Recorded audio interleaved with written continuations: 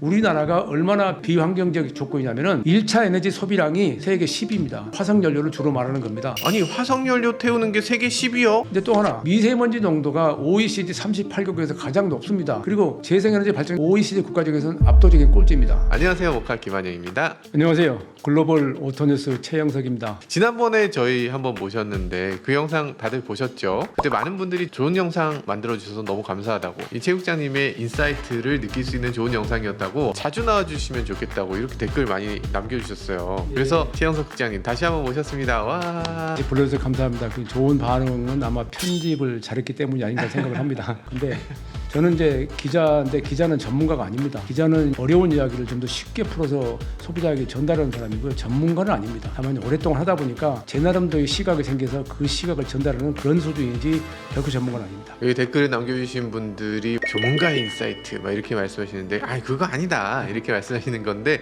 그래도 그 해당 분야의 전문가들을 가장 가까이서 접하고 가장 잘 전달해 줄 수 있는 사람. 사실 뭐 전문가란 분들은 자기 목소리를 내기 쉽지 않은 위치에 있고, 그런 사람들을 누군가는 찾아가서 그 얘기를 들어줘야 되는데, 그런 일들을 가장 많이 하셨던, 가장 길게 하셨던 최영석 국장님이십니다. 자, 아무튼 지난번에 말이 너무 빨라서 못 따라갔어요 이런 분들 많아서 천천히 이렇게 하나씩 질문을 드리면서 진행을 해보도록 할게요.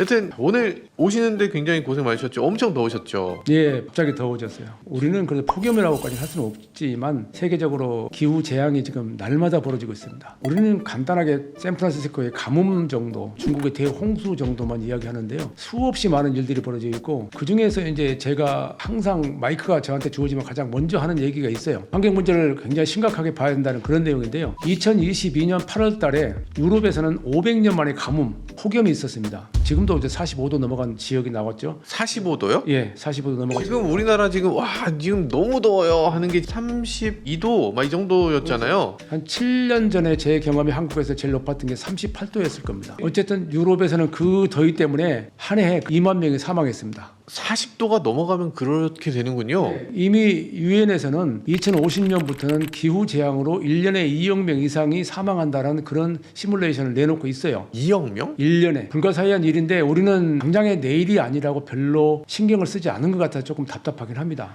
이게 사실 저는 예전에 우리나라 한반도를 보면서 당군 할아버지가 큰 실수했네, 왜 여기다가 땅을 지어가지고 이거 뭐 날씨 되게 덥고 되게 춥고 뭐 되게 사람 살 데가 못 되네 이렇게까지 생각했거든요. 근데 요즘 들어서 보면 전 세계가 기후변화로 아주 난리가 났습니다. 중국도 지금 지표면 온도가 70몇 도까지 가서 뭐 엄청나, 지금 뭐 미국, 유럽 할 거 없이 난리법석인데 우리나라는 상대적으로 굉장히 안정적이에요. 그런데 이제 그건 상대적인데요. 우리나라 유명한 최재천 박사라고 생태학자가 있어요. 그분이 하신 말씀이, 지금 상태를 그냥 두면은 2100년이 오기 전에 지구촌의 생물체는 6번째 멸종을 맞게 된다. 대멸종.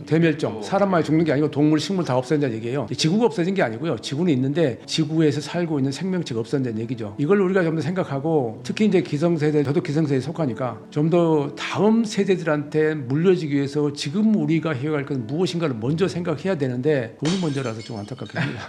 사실 대멸종이라고 하면 저희 구독자님들 중에 모르는 분들도 계실 텐데, 공룡 시대 지났잖아요. 공룡이 지구 전체의 대부분을 차지하던 그 시절이 결국 대멸종으로 공룡들은 사라지고 그 다음에 포유류가 나올 수 있게 됐던 거죠. 포유류가 또 대멸종을 통해서 사라지게 되면 다시 파충류 시대가 올 수도 있는 거고, 어떤 일이 벌어질지 모르지만 지구의 생명체가 아예 없어지지는 않겠지만 대부분을 차지했던 생명체들은 사라지게 되더라. 근데 지금 이대로 놓으면 우리 다음 세대, 다다음 세대 정도 되면은 대멸종을 경험하게 된다, 이런 얘기를 그렇습니다. 하는 거죠. 무시무시합니다. 대멸종이라니. 그리고 40도라는 폭염, 가뭄 때문에 벌어진 일이 몇 가지가 있는데요. 그것을 들어보면은 우리가 친환경이라고 하는 게, 탄소 중립이라고 하는 게 얼마나 어려운지를 알 수가 있을 겁니다. 예를 들어서 그 당시 2022년 8월 달에 유럽에서는 이탈리아 같은 경우 가뭄으로 해서 수력 발전이 생산량이 40%가 줄었어요. 물이 없어서. 노르웨이도 댐 수위가 25년 만에 최저치로 해서 전력 생산에 비상이 걸렸어요. 예, 물이 없는 것은, 수력 발전은 이제 전 세계 재생에너지 비율의 6분의 1이 됩니다. 굉장히 큰 대표적인 공급원인데, 물이 없는 것은 독일 같은 경우 강이 말라서 석탄을 운송할 수 없어서 화력발전소가 발전량을 줄였습니다. 근데 또 우리가 프랑스는 세계에서 가장 많이 그 원자력으로 전력을 생산하는데요. 70% 이상이 전력 생산을 원자력으로 하고 있는데 그렇기 위해서 프랑스에 56개의 원자력 발전소가 있습니다. 근데 더위 때문에 가뭄 때문에 냉각수가 없어서 발전소가 절반 정도가 가동을 멈췄습니다. 프랑스는 바다가 접하고 있는데 그 발전소를 바닷가에다 짓질 않았어요? 대부분 바닷가에 짓죠. 우리나라도 지금 영덕벨트가 바닷가 짓고 있는데 바닷가에 짓게 되면은 우선 냉각수를 대수에 지금 포함되지 않아서 환경 피해가 적다라는 것 때문에 하는데요. 실제는 바닷가로 냉각수를 뿜어내서 그 바다의 생명체가 또 문제가 되죠. 또 한 가지 남은 게 이제 우리가 아는 태양광 발전은 지금 굉장히 주목을 하고 있는데요. 태양광 발전도 당시 폭염 때문에 가동률이 절반으로 줄었습니다.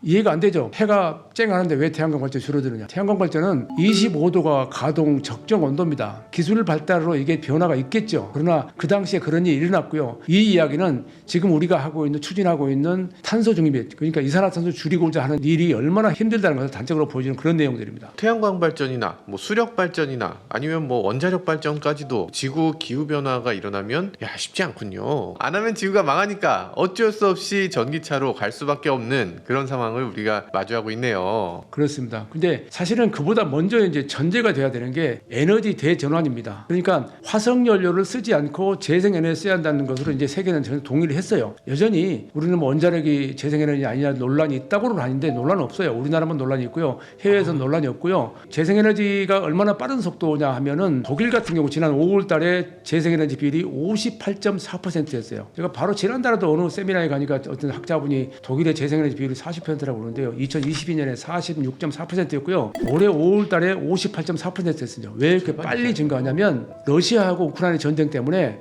천연가스 수급에 문제가 생겼어요. 이건 뭐냐면 에너지 안보예요. 에너지를 무기화했군요. 그러니까 지금 러시아가 에너지를 무기화한 것처럼 그럼 중동도 에너지를 무기화할 수 있는 거네요. 그렇죠. 실제로 그렇게 하고 있고. 그렇죠. 그래서 미국하고 항상 중동이 싸우게 되는 것도 결국에는 중동이 에너지를 무기화했기 때문에 가끔가다 그러잖아요. 미국이 자 민주주의를 배달한다 이러면서 갑자기 폭격을 빡 이렇게 하는 거 이런 것들 되잖아요. 이 에너지를 무기화했을 때 결국에 전 세계가 평화롭지 못하게 되는 그런 결과가 오는 거군요. 지금 가장 규모가 큰 중국 같은 경우는 2013년에 재생에너지 설비 용량이 50%를 넘어섰습니다. 50.4%입니다. 중국이요? 예, 물론 이제 들여다볼 게 설비 용량과 발전 용량은 다릅니다. 근데 발전 용량은 35%가량 될 것입니다. 35%요? 이거는 좀 짚고 넘어가야 되는 게 저희가 생각할 때는 중국은 석탄으로만 발전하고 그래서 우리보다 훨씬 더 석탄 발전 비중이 높아서 중국에선 전기차 아무리 굴려봤자 이산화탄소 막 나올 것이다 이렇게 생각했거든요. 그렇죠. 중국은 이제 그뿐이 아니고 히토류라든가 다양한 원자재를 캐면서 환경 피해가 많이 있습니다.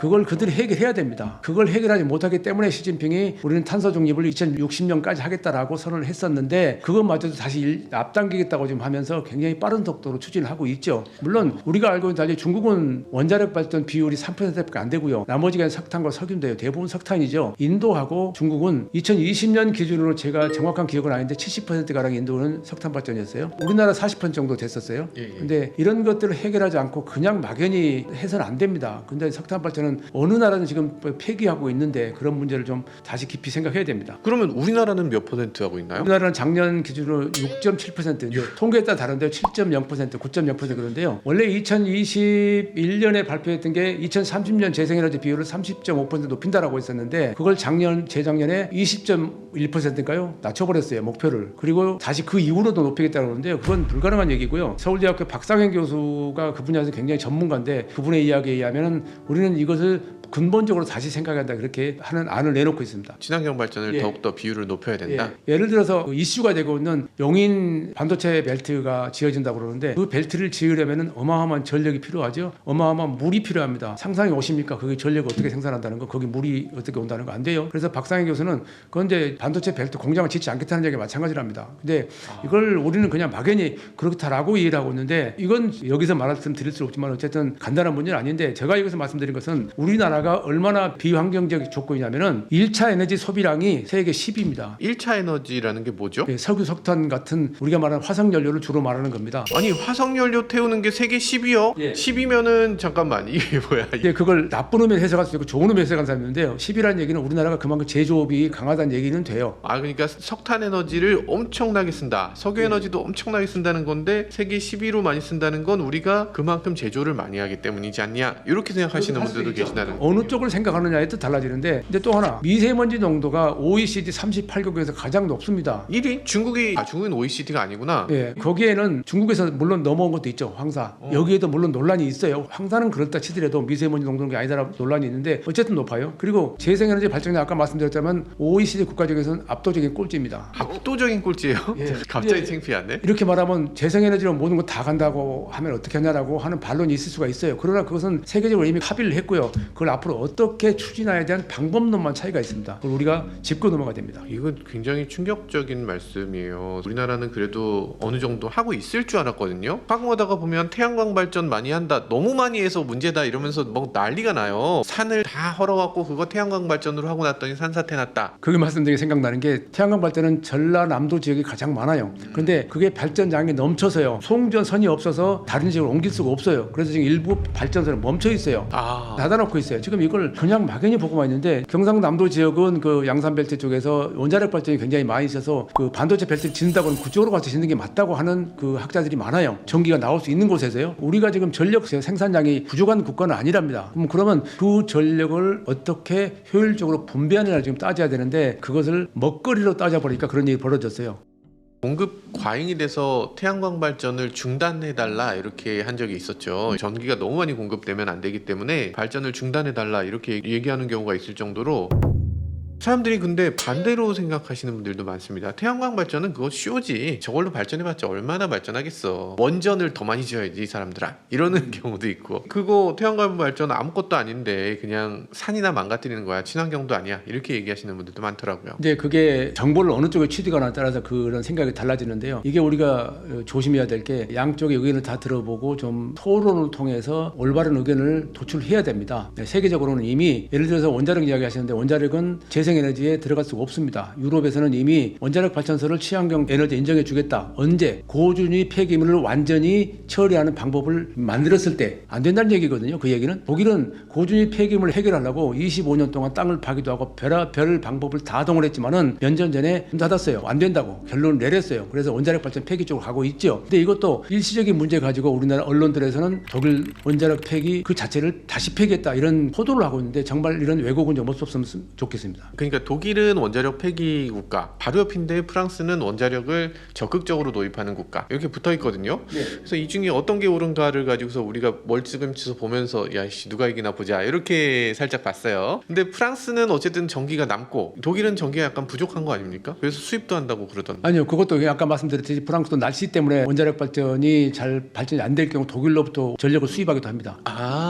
두 나라는 서로 전력을 수입하고 수출하고 번갈아가면서 도와가면서 하고 있습니다. 그게 또 약간 왜곡돼 있구나. 근데 좀 아까 전에 말씀하셨을 때 저는 원자력이 친환경이다 아니다 우리나라만 논쟁이고 유럽이나 다른 나라에선 논쟁하지 않는다 이 말씀을 하셨던 게 저는 친환경이기 때문에 논쟁하지 않는다 이 얘기인 줄 알았는데 친환경으로 분류할 수 없다 이렇게 단정을 이제 지어버렸다는 얘기군요. 그래요, 좀 충격입니다. 근데 이 1.5도에 대해서도 일반인들 시각에서 지금 잘난 체 하는 것 같이 보여요. 이게 하루에도 일교차가 10도씩 나는데 1.5도 갖고 무슨 호들갑이야. 과학자라고 나와 있으면 뭐 다야? 그게 뭐 대단한 거라고. 호들갑이네. 사실 온도 변화는 계속 있어 왔어. 지금이 오히려 간빙기야. 좀 더 올라와도 식물만 잘 자라. 뭐 이렇게 얘기하시는 분들이. 근본적으로 IPCC에서 말한 것은 2.0도가 넘어가면은 재앙이 완전히 시작된다라고 하는 거고요. 그걸 하기 전에 1.5도까지 억제하자는 겁니다. 그런데 이건 지구 연평균 기온이에요. 근데 지금 우리나라에서 벌어지고 있는 간단한 얘기를 하자면은 대구가 사과가 유명했었죠. 지금은 사과는 평창하고 양구에서 생산합니다. 대구가 아니에요? 네. 지금 제주도에서는 바나나를 시험 재배해서 성공한 지가 몇 년 됐고요. 우리나라도 머지않아서 이제 열대 과일이 생산된다라는 이야기가 나온 지는 오래됐습니다. 그렇죠. 요즘 제주 망고 먹잖아요. 제주도 망고가 엄청나게 비쌉니다. 한 알에 10,000원이 넘어요. 20,000원까지도 정도예요. 이렇게 비싸지만 어쨌든 생산된다. 우리나라가 아열대 기후가 돼가고 있는데요. 어쩌면은 뭐 제 개인적인 추측입니다만은 우리도 말레이시아나 이런 동남아 지역처럼 머지않아서 스콜 갑자기 비가 막 한 30분 내리 쏟아붓는 그런 날씨. 우리나라에 그런 거 있어요. 와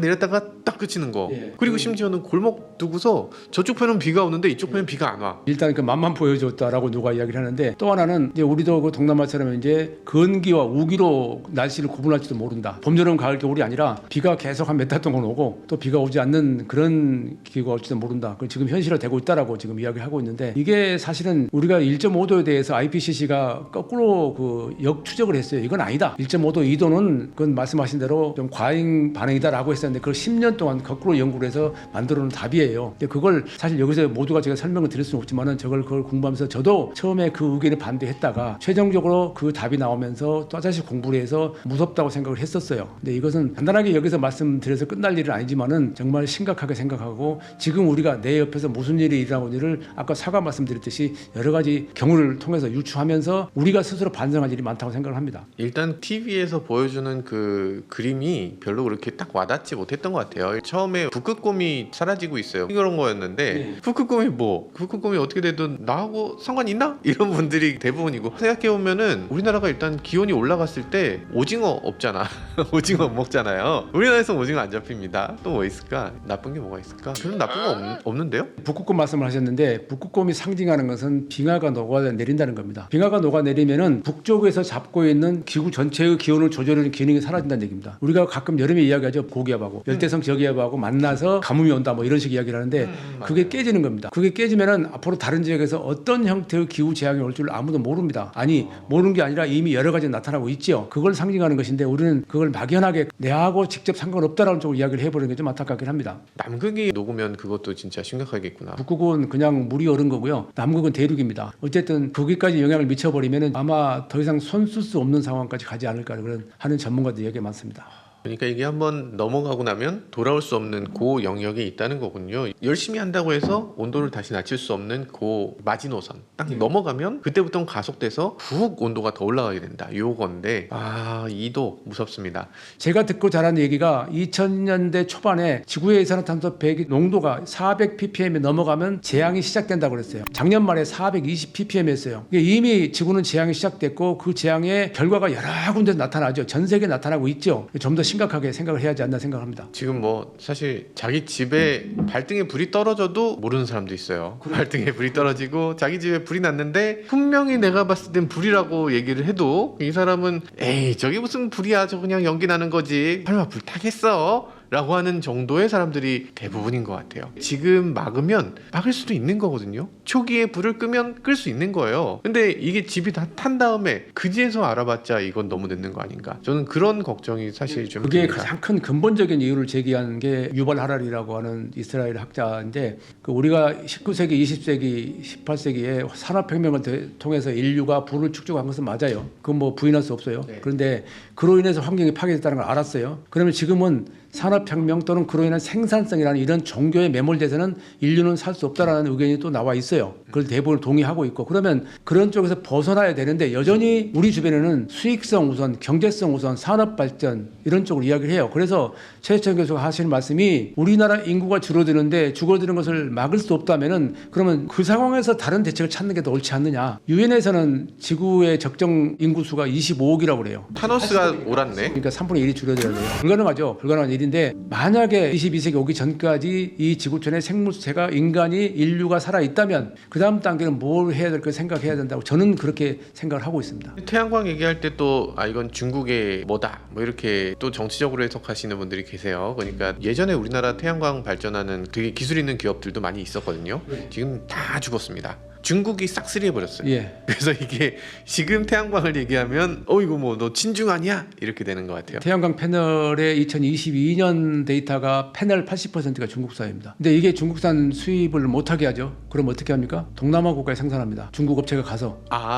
우리나라에서 생산이 더 잘 되는 게 아니고 중국 업체가 동남아 국가로 생산해서 미국으로 수출할 수 있어요. 수출 막아도. 근본적으로 그런 것조차도 저는 잘못됐다고 생각을 합니다. 그러니까 이게 지역적으로 중국이기 때문에 안 돼 이렇게 하는 것보다는 보다는 이 전 지구가 당면한 과제, 친환경이라는 이 과제를 어떻게든 수행할 수 있도록 해나가는 게 더 중요할 것 같고, 그리고 만약에 지금 태양광 패널이 정말 완성 단계가 아니거든요. 당면 과제가 많이 있어요. 효율도 높여야 되고, 지금 온도에 따라서 이 발전량 변화도 해결을 해야 되고, 그리고 어떤 경우는 뭐 투명한 유리에다가 발전을 시킬 수 있는 방법도 있을 거고, 개발 방법이라든지 수많은 당면 과제가 있고, 그런 것들을 해결해 냈을 때 부가가치가 훨씬 높아질 수 있는 건데, 막연히 이제 중국산이기 때문에 안 돼. 그래서 태양광이라는 것이 수익성이 낮아지게 만들어서 사업 가능성이 별로 없는 일로 치부되는 이런 악순환은 막아야 되지 않나. 그러니까 이제 중국산이기 때문에 안 돼라는 것을 인정합시다. 그럼 대안을 내놔야죠. 그렇죠, 그렇죠. 말씀하실 때 우리나라가 태양광 기술이 굉장히 앞서 있었는데 그 기술이 지금은 사라졌는데, 저는 자동차 기자하면서 이 분야에서 그런 기술들이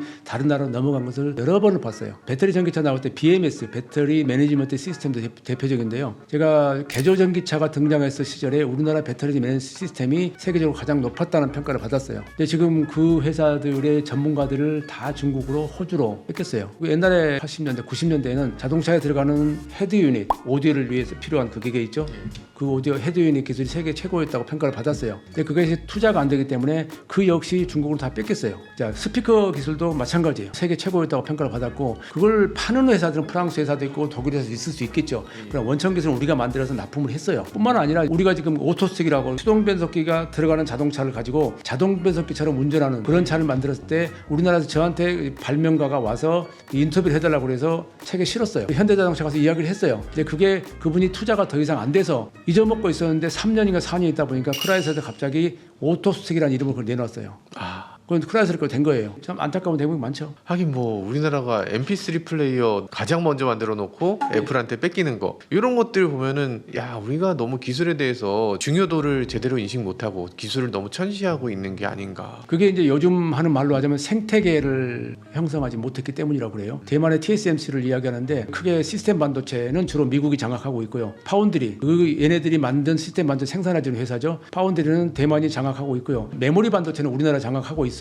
대만은 파운드리를 하면서도 주변에 시스템 반도체 회사들 여럿을 키우는 작업을 해왔어요. 그래서 대만은 인텔이나 퀄컴이나 이런 데서 큰 틀에서 시스템 반도체 아래에 들어가 하위 들어갈 개발해 달라 그러면 개발해서 납품을 해요. 생산은 TSMC에서 하죠. 사실은 이게 분명히 짚고 넘어가야 돼요. 대기업 중심의 사업을 해서 좋은 점이 많았어요. 메모리 반도체가 성장하게 된 배경은 대기업이기 때문에 가능했어요. 제로섬 게임에서. 그런데 그랬을 경우에 그 다음 단계 생각해서 생태계를 만들었어야 되는데, 모두가 다 대기업에서는 해요. 주변에 중소기업을 육성하지 않아요. 그게 지금 여러 분야에 나타나고 있어요. 배터리도 마찬가지고요. 자동차도 마찬가지고. 제 이야기가 아니고 한국에서 많은 전문가들이 책도 썼고 방송도 했고 유튜브도 많이 하고 있는데, 아직까지 근본적인 어떤 그에 대한 논란이 없는 것이 좀 안타깝습니다. 그러니까 이 개발도상국 같은 경우는 정부 주도의 어떤 대기업 위주 정책이 사실은 괜찮죠. 한 개 회사가 쭉 뻗어나가면 그거에 대해서 경쟁이라든지 이런 것들에 대해서 좀 차단해주고, 이렇게 했을 때 오히려 성장이 더 빨라질 수 있을 텐데, 근데 어느 정도 성장하고 나면 이제는 하나가 아니라 다양성이 필요할 때가 되는데, 실제로 그 정도의 다양성을 우리가 갖추지 못한 건 아닌가. 그거 갖춰야 되는 시점 아닌가. 저는 아무래도 자동차 쪽에 있다 보니까 그 수준이 한 10여 년 됐나요? 이제 현대자동차가 부품회사 육성하는 전략을 쓰기 시작했고, 연구소 중심으로 해서요. 그래서 그들에게 지원을 많이 했고, 그들이 노력한 만큼의 대가를 지급하는 경우도 많이 일고 있어요. 증가하고 있어요. 그러나 이제 큰 틀에서 보면 다른 나라에 비해서 아직 부족하죠. 제가 이렇게 말씀을 드리면은 또 그거 아니다라고 반박할 분들이 분명히 계실 거예요. 인정을 해요. 그러나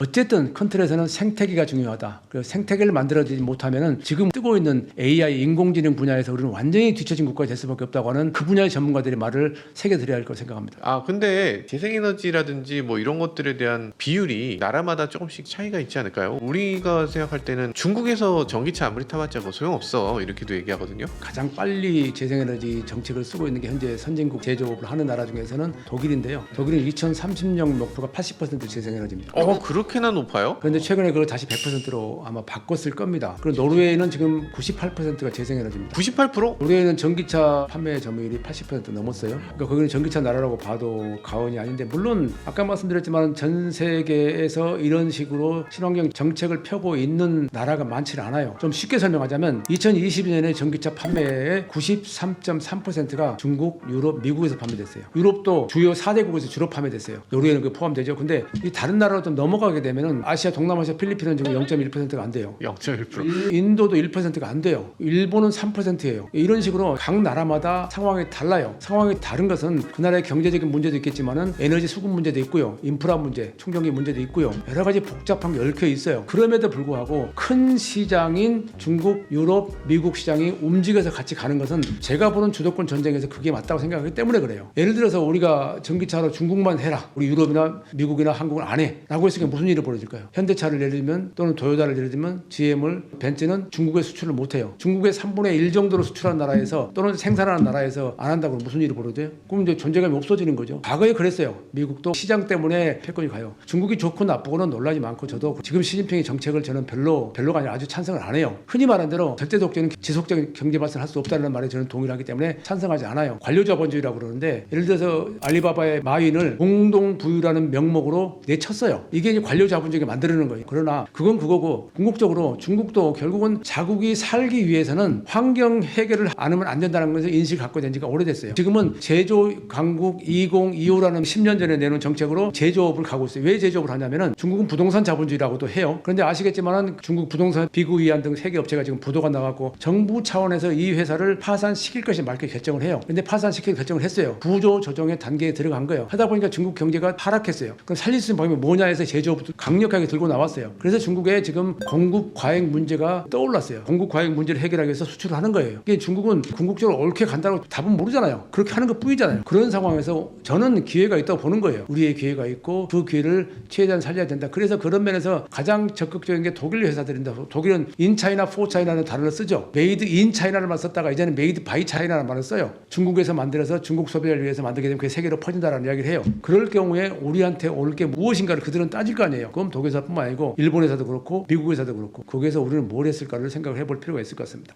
중국이 부동산을 내치고 이제 제조업으로 올인하자 이런 식으로 국가 정책이 크게 변화되고 있는 그런 과정에 있는 거군요. 그러다 보니까 우리가 봤을 때 중국 저거 망하는 거 아니야? 이런 느낌이 드는 거고 그럼에도 제조업은 유례 없이 사상 최고로 강해지고 있는 상황인 것 같아요. 그게 우리한테 굉장한 리스크로 작용하고 있고 이게 중국이 예전에는 내수를 어떻게든 먹여 살리겠다 이런 느낌이었는데 이제는 애초에 시작부터 내수가 아니라 수출 위주로 그냥 회사 자체를 전환해야 된다는 그런 움직임으로 가고 있어서 아주 거슬립니다. 아주 자기들끼리 먹고 살지 왜 자꾸 나와가지고 뭐 갑자기 미국을 간다 유럽을 간다 이러고 있으니까 우리나라 자동차 기업들은 굉장히 골치 아픈 시절이 되는 것 같아요. 중국 본진을 들어가지는 못하고 중국에서 자꾸만 뭔가 만들어서 외국에서 자꾸만 바쁘게 되고 가격 경쟁력은 또 나름대로 또 괜찮아. 상품성도 옛날 중국차 같으면 그냥 무시하고 말 텐데 이제는 도저히 무시하기 힘든 그런 상황이 되고 있어서 이것도 또 영 거슬립니다. 아무튼 예전같이 중국 그냥 무시하고 말자 이렇게 될 수 없는 상황이라는 게 분명한 것 같아요.